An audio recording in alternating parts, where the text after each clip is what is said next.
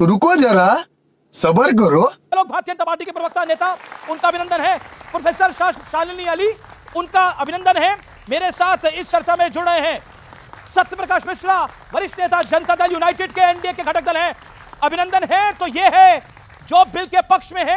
मेरे साथ दीपक झा है कांग्रेस पार्टी के, जोरदार तालियों से उनका अभिनंदन है। राजकुमार भाटी हैं, उनका अभिनंदन है, समाजवादी पार्टी के वरिष्ठ नेता है।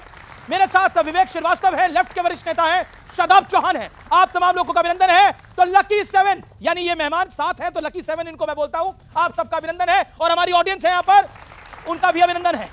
तो 40-40 सेकंड के अंदर आपको सबसे पहले अपनी राय रखनी है। क्या आपको लगता है कि तुष्टीकरण में पूरी तरह डूब चुकी है सपा, जैसा एनडीए और बीजेपी आरोप लगा रही है? नहीं, तुष्टीकरण बहुत सुंदर शब्द है। तुष्टीकरण का मतलब होता है लोगों को संतुष्ट करना, जी, लोगों के मन की बात करना। तो तुष्टीकरण हर पार्टी को करना चाहिए, लेकिन बिना जाति धर्म के भेदभाव के करना चाहिए। सारे भारतीयों का तुष्टीकरण करना चाहिए। और भारतीय जनता पार्टी जब भी किसी का नुकसान करती है तो भाषण बहुत अच्छे देती है कि हम तो इनके हितैषी हैं, हम तो मुसलमानों का कल्याण करना चाहते हैं, हम तो मुस्लिम महिलाओं का उद्धार करना चाहते हैं, गरीब मुसलमानों को उनके हित देना चाहते हैं। ये बात पता नहीं किस किस के गले उतरेगी कि भारतीय जनता पार्टी और नरेंद्र मोदी मुसलमानों के हितैषी हैं, ठीक है, और उन्हें मुसलमानों से मोहब्बत है जी। मुझे तो एक शेर याद आता है कि सियासत इस कदर आवाम पे एहसान करती है, आंखें फोड़ देती है, फिर चश्मे दान करती है जी। प्रोफेसर शालिनी अली, आपका वक्त है। समाजवादी पार्टी के लिए यकीन नहीं हो रहा कि मोदी और बीजेपी मुसलमानों का भला करने के लिए कुछ लेकर आई है, और आप तो कहती हैं कि समाजवादी पार्टी ने मुसलमानों को, मुसलमान के बच्चों को सिर्फ गुंडा बनाया है और कुछ नहीं करा है, जी, ये मैंने गैंगस्टर बनाया। जी, मैंने ये आपके चैनल के माध्यम से और बाकी सारे चैनलों के माध्यम से भी ये कहा है कि कांग्रेस, सपा, ओवैसी, साथ ही साथ में आरजेडी ने भी हमेशा से मुसलमानों का काम सिर्फ ये रखा है कि वो गैंगस्टर बने, गुंडे बने और गलत काम करे। एक बहुत सीधा सिंपल सा सवाल मैं पूछ रही हूँ, आपकी ऑडियंस भी ये जानती होगी, बहुत दिनों से वक्फ के ऊपर चैनल्स पे चल रहा है, वक्फ की संपत्ति है कितनी?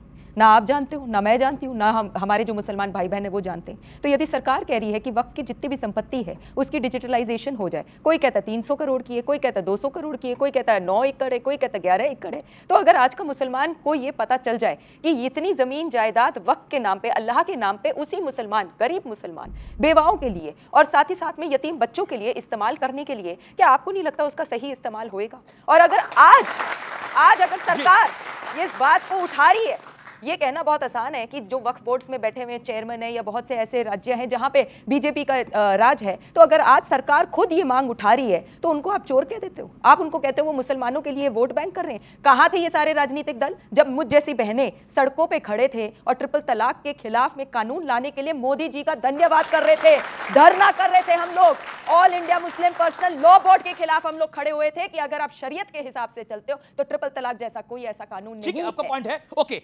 समाजवादी पार्टी ने मुसलमानों के बच्चों को सिर्फ गैंगस्टर बनाने का काम किया है। अब नाम भी कोई लेना चाहे तो ले सकता है, बोलिए। एक तो मेरी बहन ने कहा कि डिजिटलाइजेशन करना है, 100% डिजिटलाइजेशन हो चुका है, ये सरकार ने खुद कहा है, नंबर 1 बात।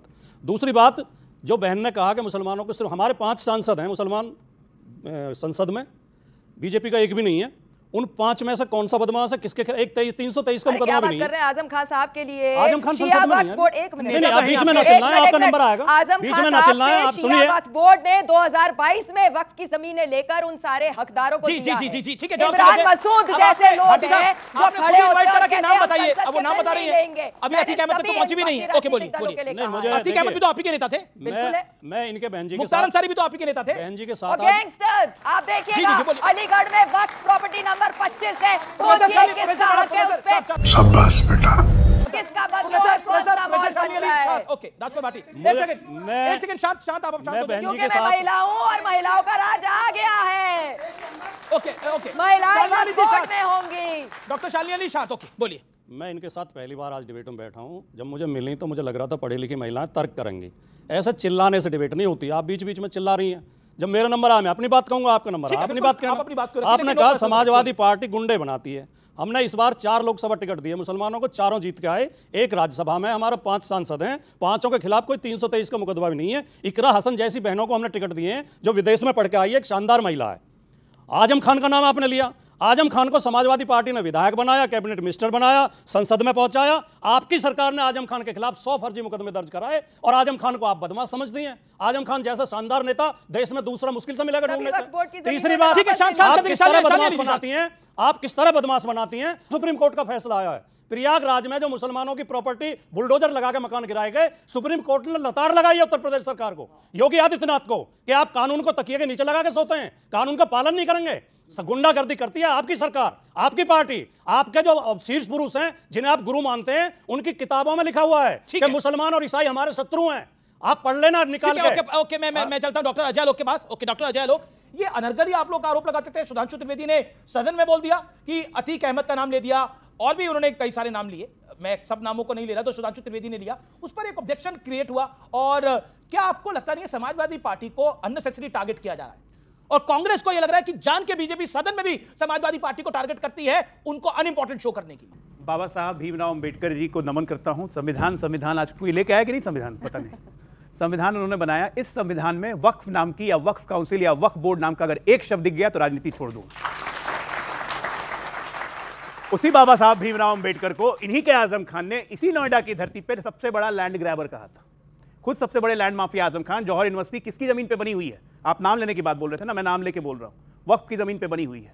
मुख्तार अंसारी इनके समाजवादी पार्टी के, इनके जो अफजाल अंसारी जो बोल रहे हैं, ये सब गाजीपुर में वक्फ की जमीन हथिया के बैठे हुए हैं। मॉल बना हुआ है, उस पर किराया खा रहे हैं ये लोग, वक्फ को देते हैं 50 रुपया। अब आइए जरा इन पे, इमरान मसूद पे, सहारनपुर जाइए, देखिए कितनी ज़मीनें हैं, अपनी बिल्डिंग्स बना के। आपको पता है अमीर जी क्या गोरख धंधा है? वक्फ से मैंने ज़मीन ले ली जुगाड़ करके, 80 रुपया 100 रुपया रेंटल फिक्स हो गया, उस पर मैंने बिल्डिंग बनाई, उस बिल्डिंग पे मुझे रेंट मिल रहा है 1 करोड़ रुपया, वक्फ को मैं दे रहा हूँ 100 रुपया। ऐसी एक दो नहीं, ऐसी कम से कम 1000 बिल्डिंग होंगी। बैंगलोर शहर में, 20 शहर में 5 स्टार होटल बना हुआ है, 12,000 रुपया देते हैं वक्फ को। उनको कितनी कमाई होती होगी, कोई हिसाब किताब नहीं, ना खाता ना बही, जो कांग्रेस कहे वही सही, आंख मूंद के लोग बैठ गए और उड़ता तीर पकड़ लिया बिना मतलब का। ये तो कोई हिंदू मुसलमान की बात ही नहीं है। ये लोग जितने कह रहे हैं कि मुसलमान को दबाया जा रहा है, मुसलमान को दबाया जा रहा है, हिंदू मुसलमान की बात ही नहीं भाई साहब, ये एडमिनिस्ट्रेटिव रिफॉर्म है।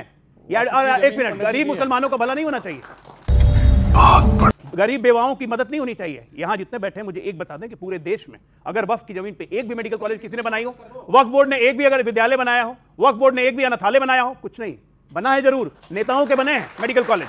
कटिहार मेडिकल कॉलेज राजद के पूर्व सांसद वक्फ की जमीन पे बना हुआ है। क्यों? वक्फ ने क्यों दी जमीन? एक मुसलमान बच्चों को फ्री में पढ़ाते हैं ये लोग? कुछ नहीं। ये कार्रवाई हुई है उन 250 कठमुल्लों दल्लों, मैं सीधा कह रहा हूं, कठमुल्लों दल्लों और राजनेताओं के खिलाफ जो वक्फ की जमीन पे कुंडली मार के अपनी जेबें भर रहे थे, और वही लोग चिल्ला रहे हैं। ओके विवेक, भाषा को देखिए, केंद्र सरकार के नुमाइंदे हैं, प्रवक्ता